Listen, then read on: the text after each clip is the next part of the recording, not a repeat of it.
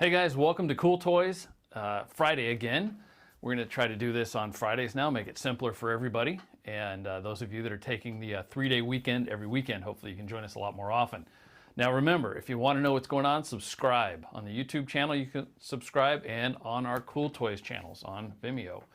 We also have the Roku channel, so you can see us in 3 places besides COOLToysTV.com or CoolToys.tv. Both of those take you to the same place. This is on Fan to Stage Live today. This is Friday. We're getting ready for Pizza Day. A lot of fun. And just having a great time being back and hoping that we get back to a truly live audience soon, like a lot of Hollywood, I bet, would like to see, because there is no better feedback than the live audience. But awfully darn close. Fan to Stage. We're using it today. If you don't have the app, get it. Fan to Stage is the name of the app. There's also On Stage, 2 versions of it. One is On Stage and one is the Fan app. So if you're the artist, like me, the host, you get the Artist app, because that way I can hear your feedback. And if you send something through the Vimeo screen, then we can see that too on the live stream. So very cool thing. Last time we talked about cruddy pizza scissors, some NA beers, which honestly I've been drinking them. They're not bad. That Beck's is really growing on me. It's a nice light beer. It's very refreshing. It's the same calories as a Bud Light with, 1/10 the alcohol, if that at all, 0.05%. So you can have one of those after work, sitting here in the studio. Great way to go. In fact, I was just thinking I should have brought one in today, but can I get somebody to get me one? Probably not. We'll see. Please?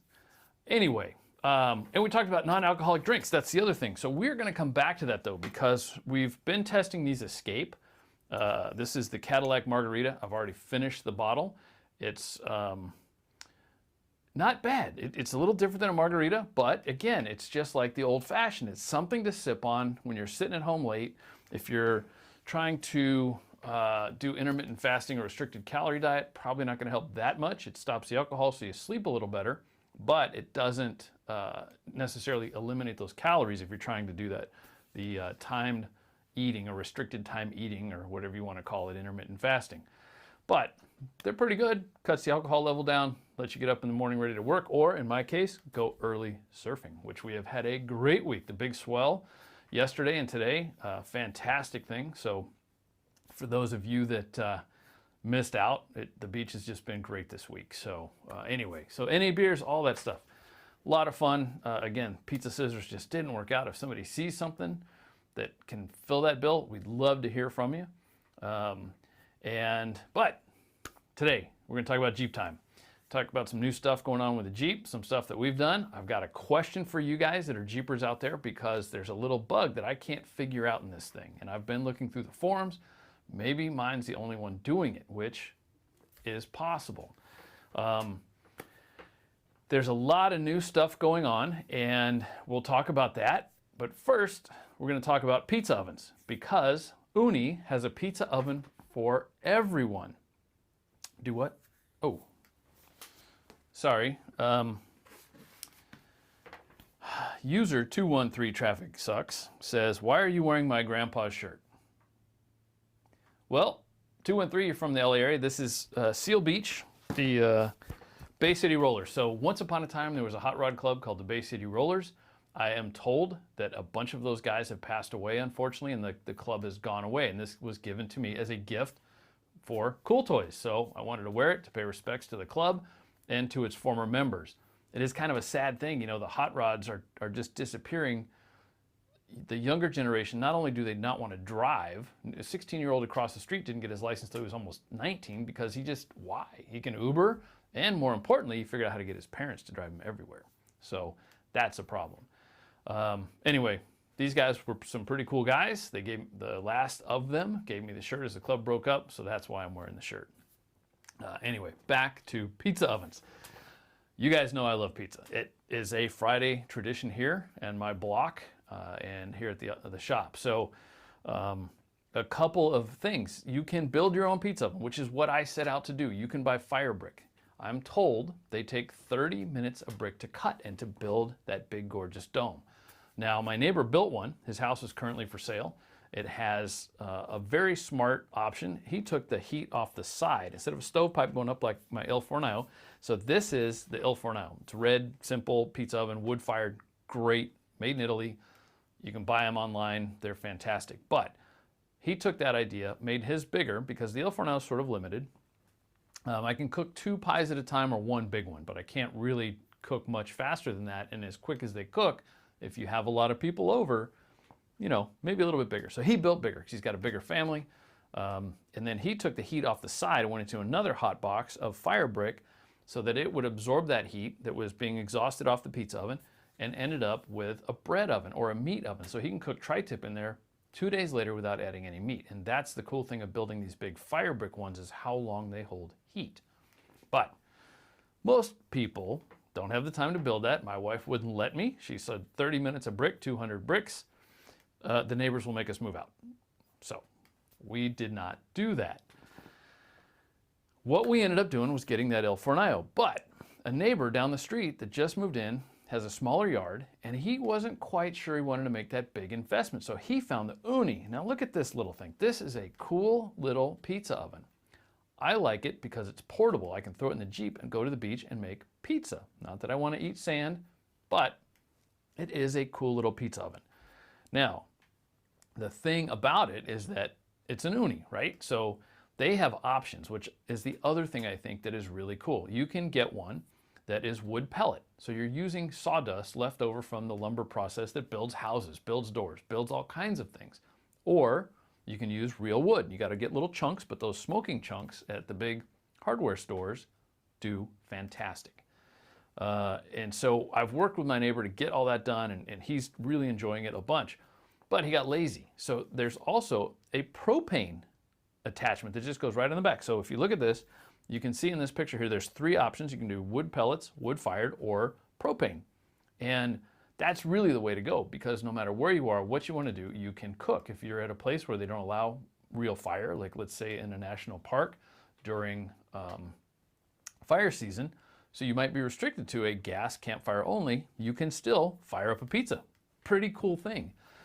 If I get any kind of travel trailer or RV, I guarantee that one of these is going to be in there. That is just the coolest thing. Now, there's one other one that I got another guy started on. And these things, let me show you this picture, this little fish. This dude is only a couple $100, actually $100 if you find it on sale at Cost Plus World Market. And it cooks a good pizza. But with both the Uni and this little fish, and even the Il Forno, you need some patience. It takes an hour to get the heat all the way through that material, so when you put the pizza in, the dough cooks all the way through. The biggest mistake I've seen with my neighbors and my friends who have bought these fish and the Unis is they're not patient enough. They don't give it that full hour to really get good and hot and get that tile, that ceramic, because you need that mass to cook the dough from the bottom up. When you do that, it really makes that great pizza house pie. It really is just fantastic, and that's my favorite part, is that extra wood, the wood smoke taste is kind of in there, and that you get that heat. It's just outstanding. So now you might be thinking, well, making pizza dough is a pain. No, it's not. Pizza dough is a piece of cake. It's 3 ingredients. It's water, it's flour, it's yeast. That's it if you do it right. There are some other things you could add if you want, but if you look on COOLToysTV.com, you'll see that I've put up the recipe that I use. I'll make it a little guide. It's a fold-out PDF, printed out 2 sides, fold it up, and you'll have everything you need to make pizza dough anytime you want. I suggest taking a week to do it. Let it cold ferment in the refrigerator. I like the taste better, so I make mine on Mondays to eat it on Friday. But if you do a sourdough version, which you can also do, and I'll put the sourdough bread recipe and how to do that, you need a sour starter. That's the trick there, though, to get it truly sour. That you really do need to take a week to make. But regular pizza dough, you can do it in as little as a day. I can make it Thursday morning and have it good Friday. I could actually kind of get away with Friday morning sometime if I just leave it out all day. I don't like that. It gets a little too bubbly and fluffy for me. I like a little tighter bubble and a little chewier crust, so that letting it cold ferment, as they say, in the refrigerator for the 5 days makes it perfect. And that's my favorite way to eat the pizza. So subscribe to our channel on YouTube, grab yourself the pizza dough recipes, and then check out one of those pizza ovens, because they really are cool, and you can run them anywhere. If you've got an apartment with a balcony, you can have an outdoor pizza oven. It is just the coolest thing. You'd be the coolest guy on the block. Cool Toys approved, ready to roll, right? So, great stuff. And then toppings are just unlimited. If you go through Beach Street News, I've posted several times there, different toppings that I've used. One of my favorites is pear and prosciutto. There's another mushroom spinach one that I like, and a lot of stuff. But I tend to go more towards the French style, where my neighbor goes more towards the traditional Neapolitan Italian style pizza with the little dollops of goat cheese. So, and I do like real buffalo milk mozzarella instead of American cow milk mozzarella. So it's harder to find. There are some really creative ways to have fun with this pizza, right? And make it, you know, an entertainment thing for your guests. Anyway, so great stuff. Check out one of those pizza ovens if you like them. Let us know. Tell us what's going on. Now let's get back to Jeeps. Big cool toy stuff. You want me to do what? Okay. Let's see here. No surf for you. Well, that reminds me as I look down. Before I talk about no surf for you, if you got a cool Jeep sitting on the side of the road somewhere and you find a Cool Toys approved sticker on it, it's because I might have put it there. So when I see a cool Jeep or a really cool car, especially if my wife says that's stupid, you'll probably find that sticker on the windshield wiper or in the driver's door. So that's why it's there. Anyway, so we have here, no surf for you. Okay, that's a funny handle. No surf for you says, why do you wear that silver bracelet? It looks gay. Well, honestly, it was a gift from my wife. So gay is a little judgy, I think, but you know, whatever you want to think. Also, back in the old days, the reason that the truly rich did not eat off of gold flatware is that gold does not kill bacteria like silver. If you even get silver wet, it will kill bacteria and viruses. So, you know, wash your hands. Guess what? It helps kill stuff. There's a couple of people that say you can get heavy metal poisoning from it. What I've heard about that is give blood to the Red Cross. Heavy metal poisoning problems tend to get better. Don't know, but that's my answer. I like it. My wife bought it for me. It's a gift. If you don't like it, meh, whatever. No surf for you. I'll go surfing for you. Back to Jeeps. So some cool stuff. SEMA's coming up, and maybe that's what's happening that we got to catch yesterday coming back over the grapevine, doing a photo shoot up in Paso Robles. But check this out. This is a 3-row SEMA-ready Jeep. It is a foot longer than a standard Wrangler Unlimited, like the Cool Toys Jeep, but it's still shorter than a Gladiator. So it's kind of a hybrid in between. It adds a 3rd row of seats, and you see that bump like a Disco on the back, or a Defender rather. Gives it that really cool sky look. I really dig that thing, and I'll tell you, if it had the towing capability of the Gladiator, which is the one thing that I really wouldn't mind in the JLU, is to be able to tow a little bit nicer RV trailer behind it, because I don't want a full RV. I don't need it. And to do that, you need bigger brakes, and you need to have a little bit different transmission in order to do it. And right now the JLU can't, but if this thing, I don't know what they want to call that, the JLU3, instead of the JT for the truck, but or JL3, that'd be cool. Anyway, if they do that, that might catch my attention. But what we've done in the interim for our Jeep is we did this. $99 tent from Bass Pro Shops. That thing is cool.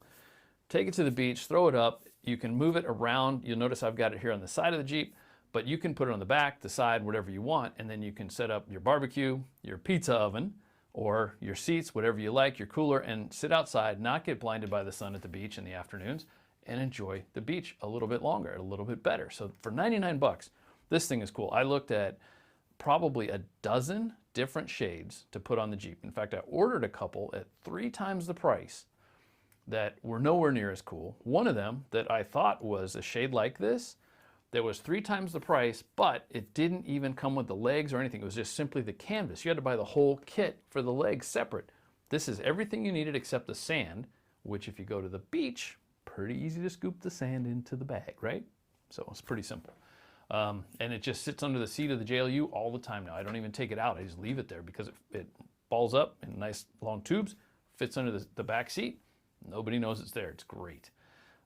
What a great toy. The other thing we did, something that's happened to me a bunch, man. I have, for whatever reason, been unfortunate enough to witness a bunch of people burn up their cars, including my Corvette. I wasn't there when my Corvette burned up. I let somebody else drive it without the air cleaner on. It backfired. They did not know the first rule when a car backfires: crank, keep turning, use that engine to suck that fire back into the carburetor in older cars. Didn't happen, caught the hood on fire, burned down the whole gas station. So it's sort of a joke in my family. If you go by this gas station, it's newer than everything else in the area because some dummy in a Corvette burned it down. It wasn't me, but it was my vet. So I've always kind of kept a fire extinguisher in the car. Finally got a decent mount for the new JLU because those square tubes, they're different, right? They're kind of bizarre. And the JLU's been different than the JK for a few reasons. It's quieter overall, but I'll tell you, I could use some help from you guys. If you know what that rattling is at about 70-ish miles an hour and up in the wind, I can't figure out where it is. I've got roof racks on, but there's pads on them, so I don't think it's anything in the roof rack. It feels like it's either right up here in the Freedom Top or right here in the dash, and I can't figure out what it is, but there's this little rattle, and it's making me bat crazy.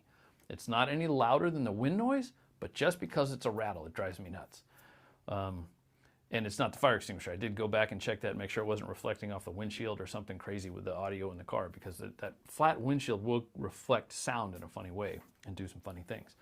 So now I got a fire extinguisher in there, so if your car burns up, I'll put it out. And that has happened to me more than once, that I have grabbed a fire extinguisher and put somebody's car out because they didn't know what to do when it caught on fire. And I recommend you keep a fire extinguisher in your Jeep if you got one. We have another one on its way, so we'll take a look at that in a couple weeks, in an episode or two in the future. But anyway, going back to, let's talk back about that 3-row thing. So right now with a JLU, there are 3 or 4 different motors. 4, I guess, because you've got the standard Pentastar V6, right? Normally aspirated. Then you've got the one that we've got, that mild hybrid turbo 4-cylinder with a little extra battery, so it shuts itself off every time you park. A little bit of a pain because when that battery goes dead, it takes a long time to top it back off. I've left it on a trickle charger for over a week to get it back to working.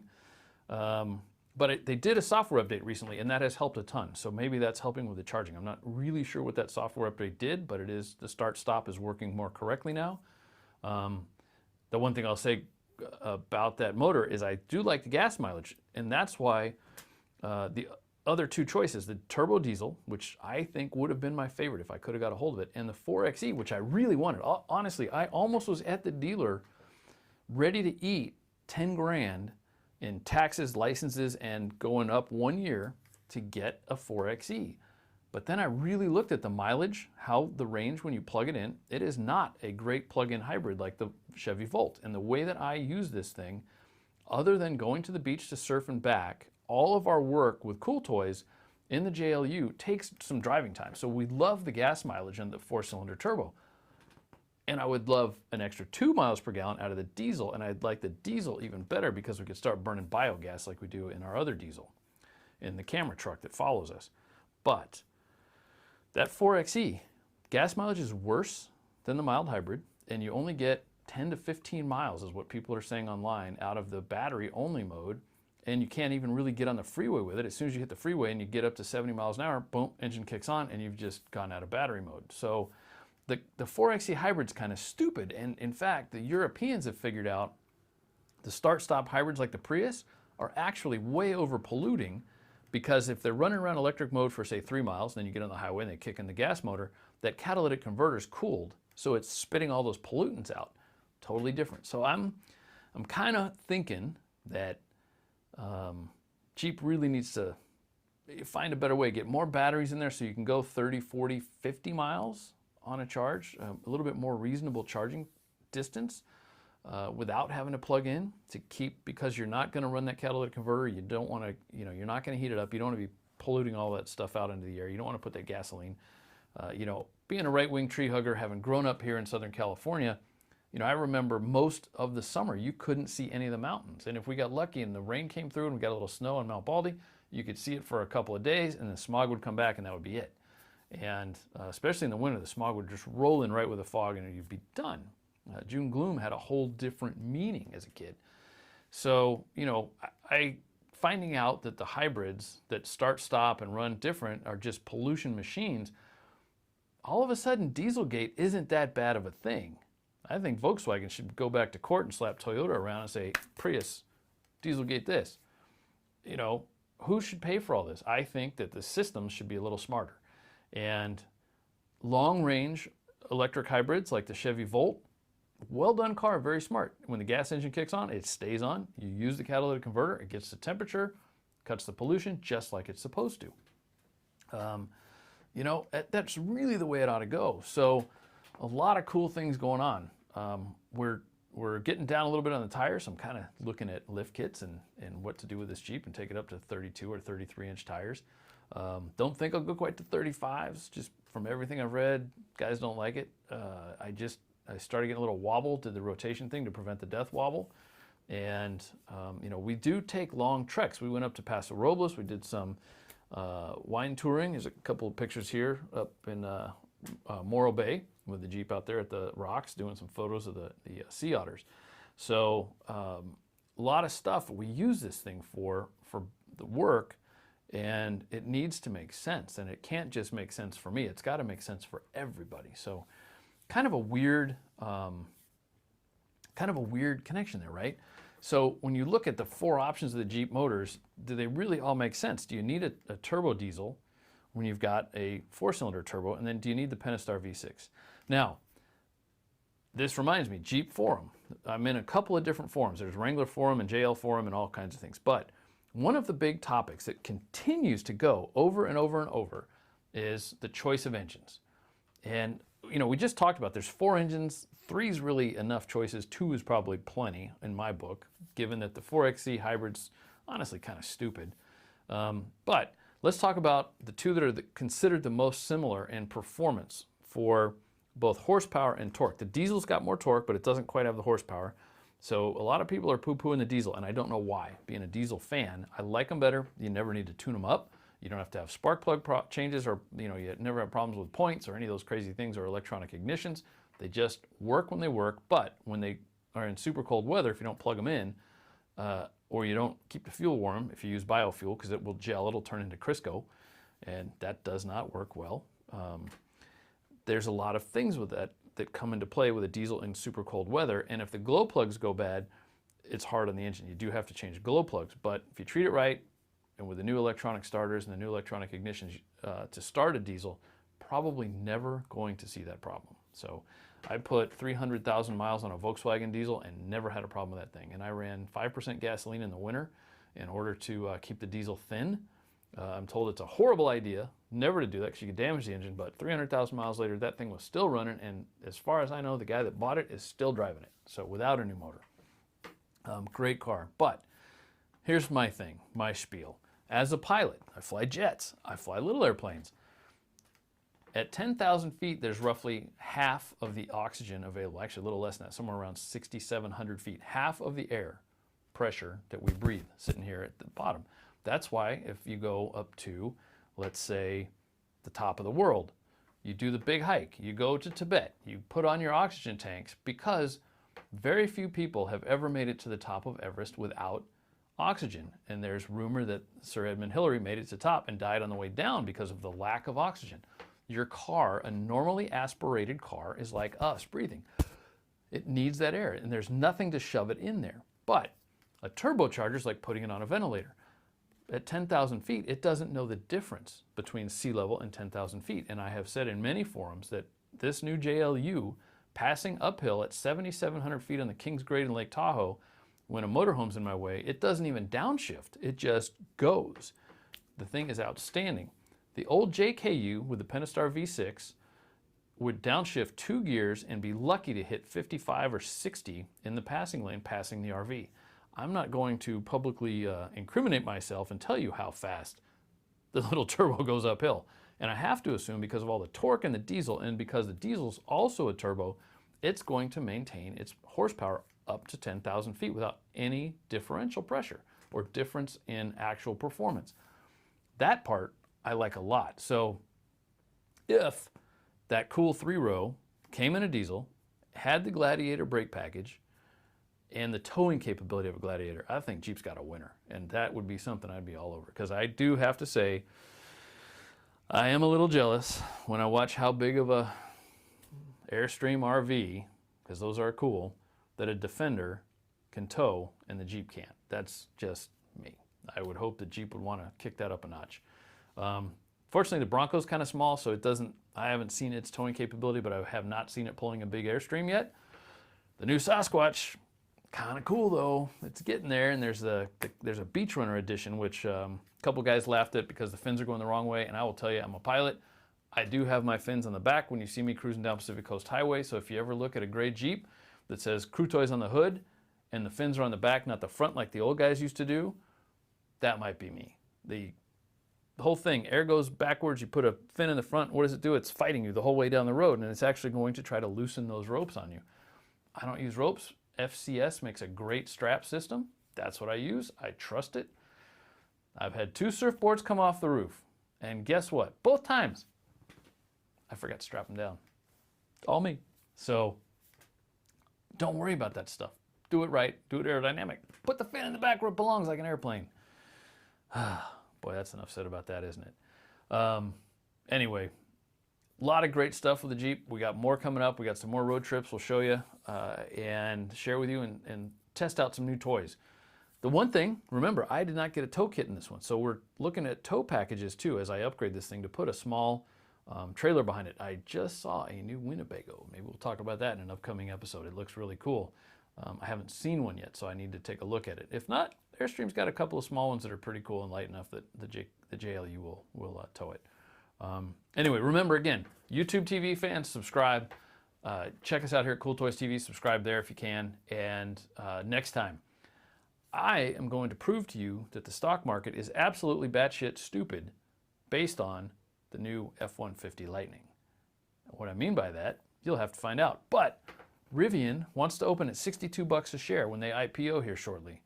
Now that would make them worth more than Honda, an electric truck company that doesn't quite yet have a real product, and yet Ford, who invested $500 million, had this F-150 Lightning towing up the grapevine today, or yesterday actually, when we were coming back from Paso Robles. So I'm gonna go through that next time, and we'll talk about the craziness of the electric car market, what's going on in it, all the way back to that hybrid 4xe stupid plug-in that makes no sense. And we'll go from there. But anyway, until next time, thanks for watching. We appreciate you coming to COOLTOYS and sharing with us. If you know how to fix that crazy rattle in the Jeep, let us know. If you got a cool toy, let us know. In the meantime, subscribe, come back. We'll see you next time. Thanks for watching.